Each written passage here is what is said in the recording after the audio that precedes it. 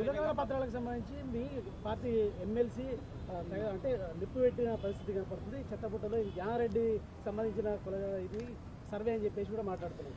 నిజంగా ఎంత దుర్మార్గంగా మాట్లాడుతున్నారంటే ఇప్పటి వరకు దేశంలో బీసీ కులగణన 1931 తర్వాత ఏది సోషియో ఎకనామిక్ సంబంధించి బ్రిటిష్ కాలంలోనే జరిగింది. ఆ తర్వాత అఫీషియల్గా అథెంటిక్గా ఉన్న కులగణన ఏదైనా జరిగిందంటే ఇప్పుడే జరిగింది. అది ఇల్లు పోయి సర్వే చేసిర్రు. మరి గవర్నమెంట్ అధికారులను పంపించి సర్వేలు చేయించడం తగ్గింది. ఇక మా పార్టీ కాదా ఆయన డిసైడ్ చేసుకోవాలి. ఇప్పుడు నా బాధ, ఎందుకంటే నేను కూడా మల్లన్న కోసం చాలా కష్టపడ్డాం, పనిచేసినాం. పార్టీలో మాట్లాడాలనుకున్నప్పుడు పార్టీ లైన్లో ఉండాలి. లేదా మీకు డౌట్స్ ఉంటే ఇది ఎట్లా చేసినామని ఆయనను కూడా 2-3 మీటింగ్లో పిలిచినాం. నేనే కదా పంచాయతీరాజ్ శాఖ మినిస్టర్గా ఉన్నప్పుడు కూడా ఉండిగా ఆయనను కూడా 2-3 మీటింగ్లకు వచ్చిండు.